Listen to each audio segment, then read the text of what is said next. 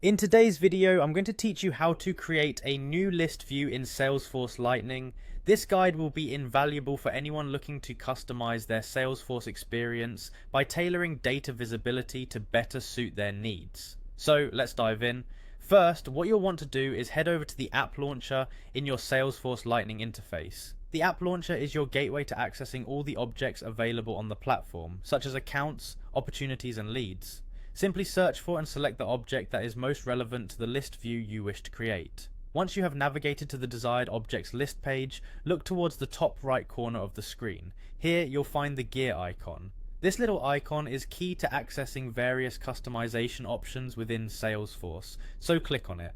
From the drop-down menu that appears, you'll want to select the option labeled New. This will kickstart the process of creating your list view. Next, it's time to give your list view a name. Think about what this list view will represent. For instance, if you're creating a list of top priority accounts, you might choose a name like high value accounts. This name will help you easily identify the view later on. You'll notice that the API name autofills based on your list name. Generally, it's best to leave it as is, unless you have a specific naming convention you're following. This just ensures everything aligns within your Salesforce structure. Now it's time to decide who gets to see this list view. Salesforce provides a few options here. You can keep it private so only you can see it, or open it up to all users in your organization. If your organization has sharing rules enabled, there is also an option to share with specific groups. After you've made your privacy selection, go ahead and click Save. This step locks in your initial preferences and gets your list view up and running. Now let's filter your list view to show the most pertinent information.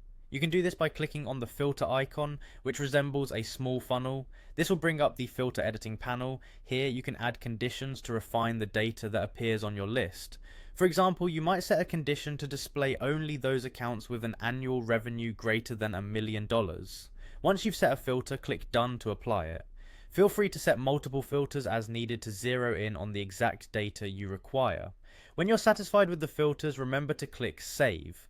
This ensures that all your hard work in setting up those filters is retained. To further customize the view, click on the gear icon once more and select Select Fields to display. This allows you to add or remove data fields to tailor exactly what information is displayed in your list view. When you're content with the fields, finish up by hitting Save again to solidify all your changes. And there you have it. In just a few steps, you've created a new list view in Salesforce Lightning, customized to meet your unique needs. Happy exploring!